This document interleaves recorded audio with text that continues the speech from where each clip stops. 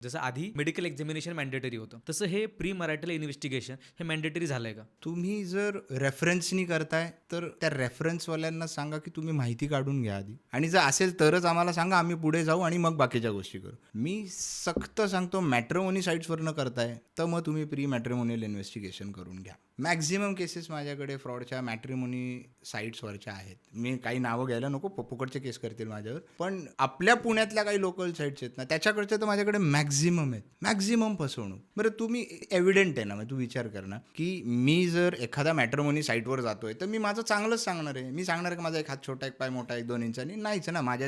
मी लगेच मला राग येतो, मी संशयी आहे, मी सुरुवातीला सगळं त्याच्यावरती चांगलंच दिसणार आहे ना. आणि लोक जेवढं चांगलं तेवढं भारी विचार करून लग्न करतात. त्याच्यानंतर काय ते तर बघतच नाही.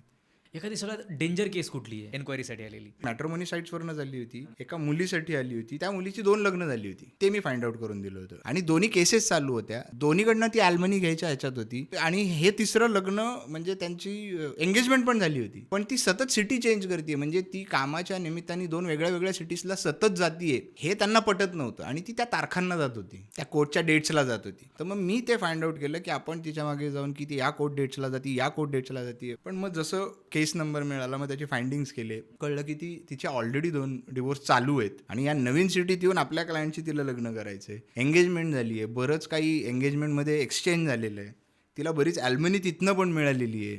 मग काय झालं त्या केसचं पुढे? त्यांना जे पुरावे दिले की हे तिचे डिवोर्सेस चालू आहेत, तुम्ही एंगेजमेंट करून ठेवली आहे, एक तर त्यांना सरळ सरळ सांगा आम्हाला माहिती आहे. अदरवाईज मग त्यांनी जर या गोष्टीला विरोध करायची जर हे आणली तर मग या प्रूफ्सवर तुम्ही केस करू शकता फ्रॉडची. पण त्यांनाच ते बोंबाबोंब करायची नव्हती. त्यांना कसं होतं की येस लग्न वाचलं, पुढचं आयुष्य वाचलं,